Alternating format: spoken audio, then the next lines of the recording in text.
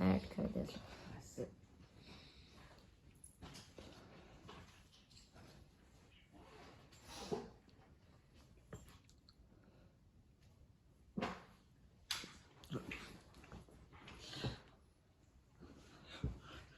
Okay, good.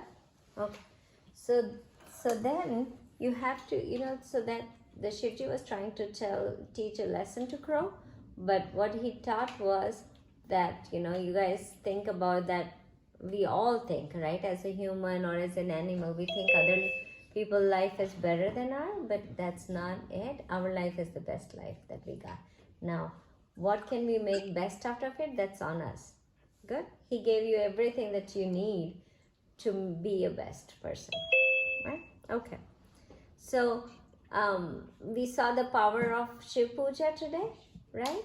And we saw that how, God made us. We should not be thinking about complaining, and we should be thinking about doing what we have rather than complaining what we don't have, right? Okay. Krish, kya hua Sean? What? Hey, uska bookmark mat le. Okay, let's come back to our Gita. Come on, guys. Okay, we have done until 32, where Krishna Bhagwan already mentioned that all form of 12 yagna. We were talking about yagnas, right? So we already did 12 yagnas. What were they? You guys might remember, right? All the 12 yagnas. And then we talk about it. There are many other kind of yagnas given in the spiritual books. You can, all of them, you have to do something. There is some actions you have to take, right? So that's what Krishna Bhagwan was saying, that there is always an action and you have to practice it, right? And if you practice it, what happens? It purifies your mind, right? It might not give you ultimate goal, but it will purify your mind so you can go there, right? Like, doing pujas, right? It will purify the mind. Like how that hunter's mind was purified by just doing pujas, right? That's how, you do these kind of yagnas, you purify your mind, right? So we will come to verse number 33, chapter 4. So that's where we left. He said there are many other kinds of yagna and all are actions, right? So that's what Krishna Bhagwan says. Now we will do slok number 33. Who's gonna do it?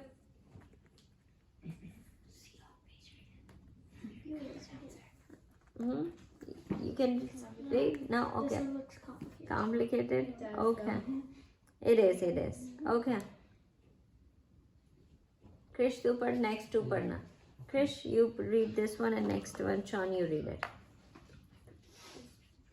Okay, everybody ready? Chapter 4, slok number 33. Shreyandra Vyamaya Yagna. Shreyandra Vyamaya Yagna. Should I do that again? Yagnya. Shreyandra Vyamaya Yagna. Shreyandra Vyamaya Yagna. Jnana Yagna Parantapa. Jnana Yagna Parantapa. Sarvam Karma Khilam Partha.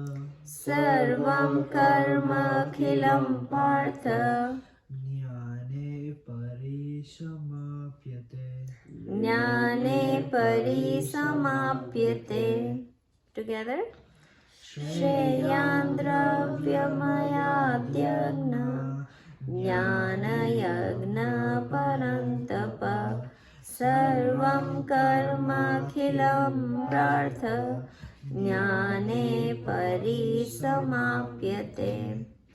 So what he is saying, Arjun, sacrifice through knowledge is supreme. Now he is telling, we were already telling before that the knowledge one is the supreme, but he is actually here saying that Arjun, sacrifice through yagna through knowledge is superior to sacrifice performed by the material things. So all the yagna, 12 yagnas that we discussed, the first one, Brahmarpanam, we talk about, where we see everything as Brahman, that knowledge, right? That yagna is superior to everything else.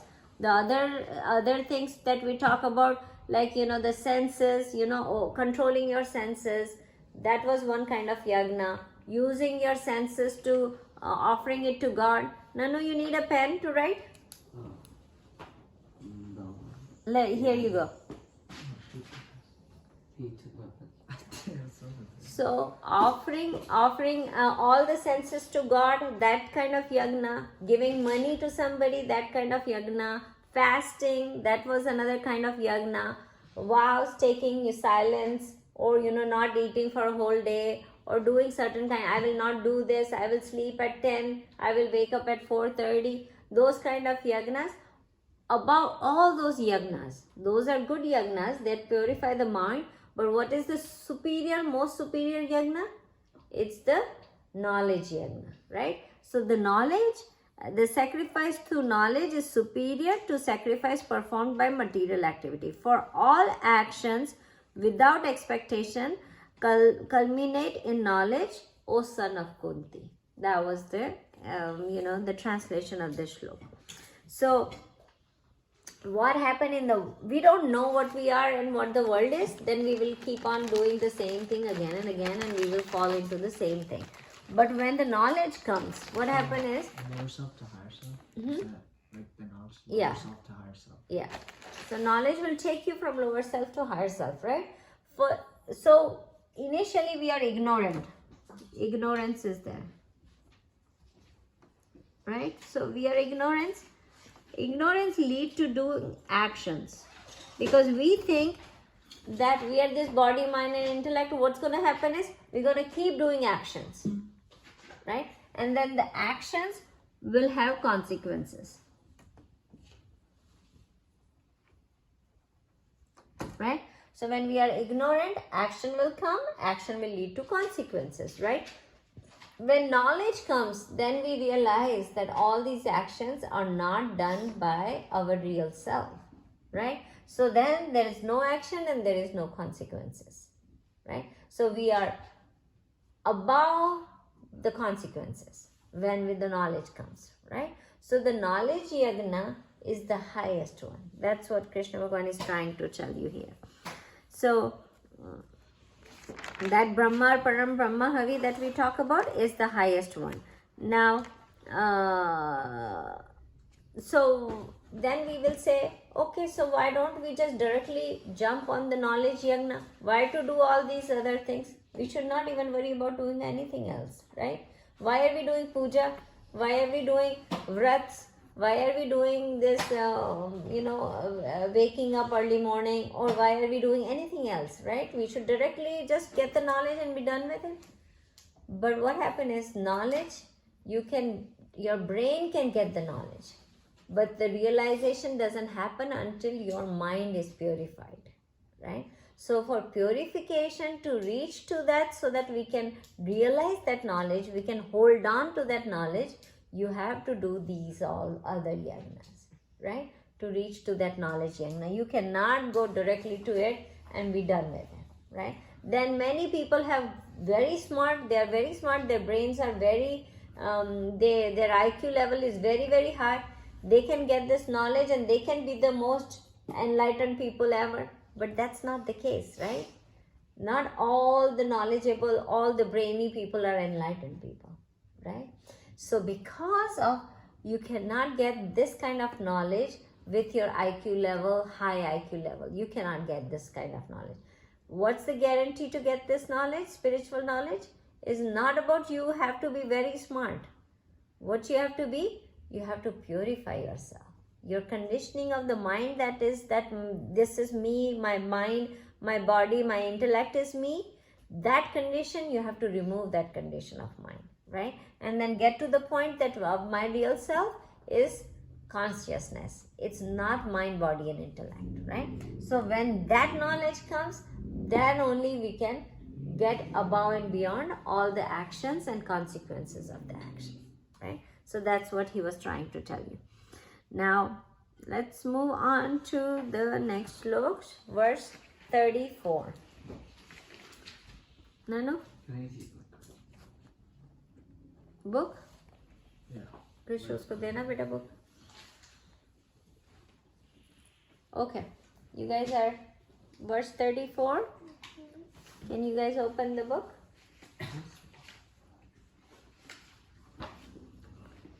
So, Karno, we are doing chapter 4, Raja, okay? And shlok number 34. No, I think, yeah, 34. Yeah. You guys ready? Okay, Sean, come on.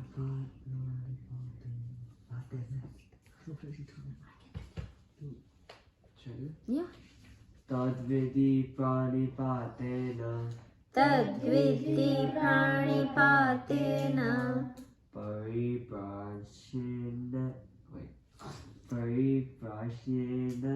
sevaya pariprashena sevaya upadeshyanti te jnanam upadekshyanti te jnanam jnani nastatvadashina jnani nastatvadarshina. Together.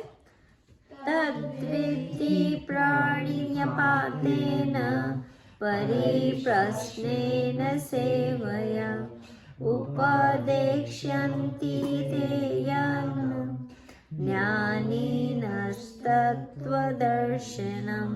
Okay, what does he say here? He says that Arjun, that means knowledge.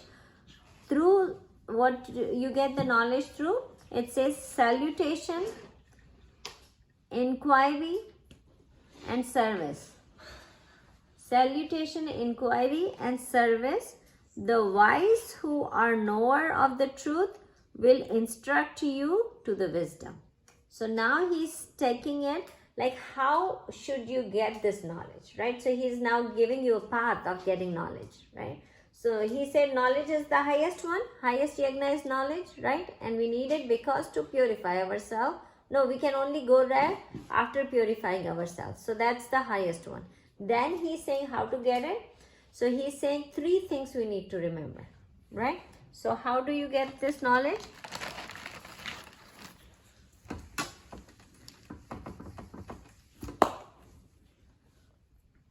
You get this knowledge from salutation. Whom should you salutate? This is talking about a guru, right? Or a scriptures, right? So that was he is talking about. Then second is inquiry. So inquiring. And the third thing is service. And he's mentioning that wise person will tell you the truth, the knower of the truth. So he's talking about somebody here, right? So then what we interpret that he's talking about a guru here, right? So he's talking about that person who is the knower of the truth will instruct you what to do. So if you go to the person and do salutation, inquiry, and service, this person will take you to the knowledge. Well, what person is it? Yeah, now he's going to explain that in the next slok, what kind of person it could be. But he's just talking about how do you reach to the knowledge? By doing these 3 things. So, salutation means you salute the person or the scriptures, right, that give you this knowledge. I want you to write, Raj. I did. I already wrote all that. Okay. Yeah. Okay, don't do the pen then. Okay, so the salutation is you salute that. Now you know what happened is in olden days they used to do salutation as to gurus, right, who are going to give this knowledge, because this is the person who is the knower of the truth, right, who knows that. So you know we do that, we do namaskar, right, we do this and we bow our head to to the worship of God. Before they used to do like the person who is the guru, they used to give the they used to lay down on the floor and then straight down on their front and then do the salutation, And what does that mean? Why they used to do it? And now also, when you have a real guru and stuff like that, when you learn from them, you do that kind of salutation to them. Why? Because that gives that you are surrendering yourself to that guru to get the knowledge. You are surrendering yourself to that person, right? All the knowledge, you give it to me, right? What you have. So that's what salutation means. So you do lay down on the floor and then do the pranam. You will see in temple also a lot of people do that, right? They just don't do this. They actually lay down on the floor and do like that, right? So that is that I'm surrendering that ego goes away. The ego that is inside us, that goes away when you do that kind of salutation, right? So salutation, then inquiry. So the person who is knowledgeable, we inquire to them. We ask them questions, right? Salutation also, one more thing you should write in salutation, and Sean, you should write. You have to have a faith in that guru, right? You should trust that guru. You should have faith in them. And you should have that whatever you are studying with them, Shraddha, right? The faith, the Shraddha you should have, right? So then only you can surrender it, right? So make sure that this covers not just your surrendering, but also covers that your mind should have faith in that knowledge. If you don't have faith in that knowledge, then you will never learn it, right? Though you will come to class and do everything, but you will never be able to learn it. So that you have to have here. Inquiring means now you come across a lot of questions, right? Why this? What this? Why is not my mind considered as me? Because I am thinking, like all these questions come, right? So then ask a lot of questions there. Inquiring, so that when you reach to that stage, there is no further questions to ask, right? No further doubts to be clear. Your all doubts are clear. So you should be inquiring everything that you want to know, right? And then the last thing is service.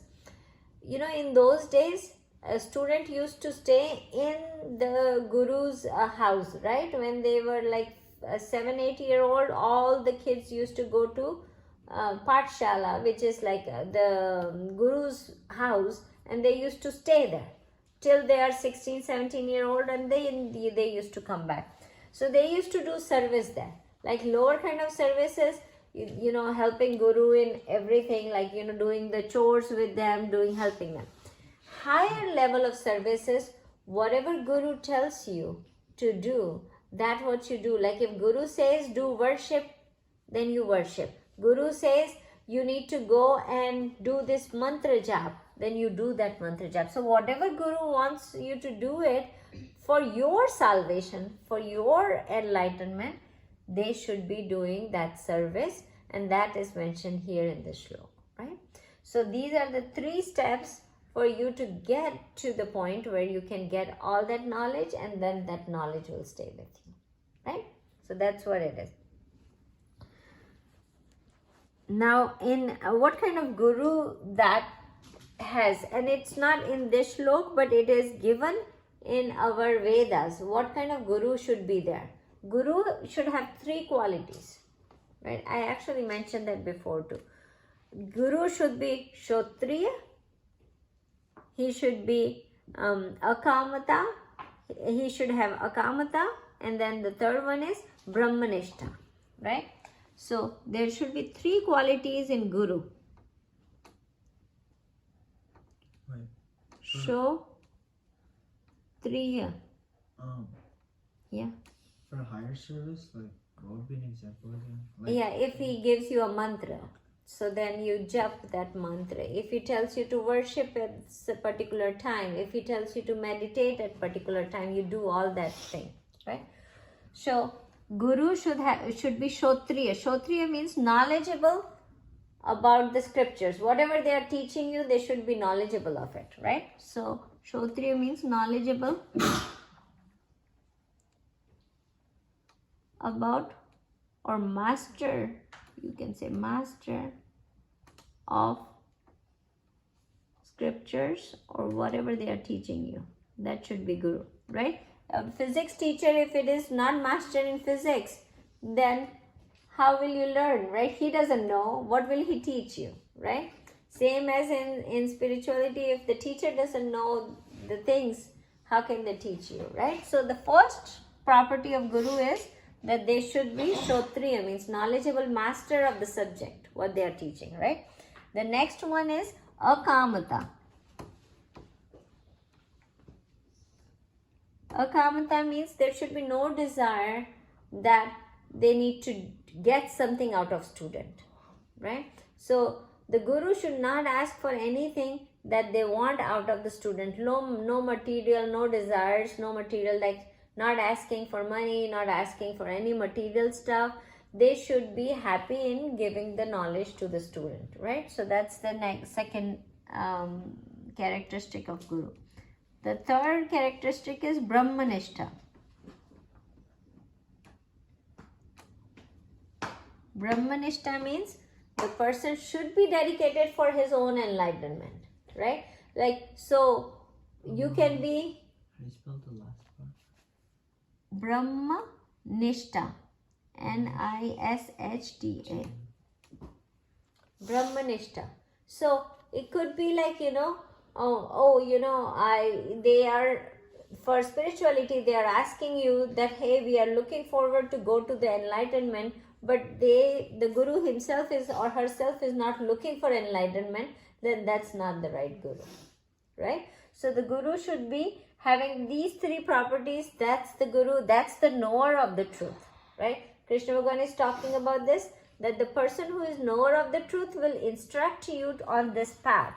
By what you have to do? You have to do salutation, you have to do inquiry, and then you have to do what? Service. So if you do these three and the guru has these qualities, then you will be able to reach the knowledge that you need for enlightenment. Right? You got it? What exactly is inquiring? Questioning, inquiring about the knowledge, about the subject. Inquiring about the subject that you are trying to gain, right? The knowledge that we are talking here is definitely a spiritual knowledge, right? So that's about that. Okay? Okay, guys, we did till slok number 20. Oh no, 34. Right. Okay. So we will do it. Next, we will start with 35. Well, I thought we did 37. I thought we did 36. We did 35, right? 34. We did 34. Oh, we did 30. 33 and 34. We did 33 and 34, yeah. So 35, 36, it's 42, right? Is in this chapter, it's 42. Okay. We are almost there. Yay! Okay, let's close it. Vasudeva Sutam Devam Kamshashanuramardanam Devaki Paramanandam Krishnam Vandai Jagadguru Gurur Brahma Gurur Vishnu Guru Devo Maheshwara Guru Sakshat Para Brahma Tasmai Shri Gurue Namah. Krishna Arpanamastu. Okay guys, thank you for coming.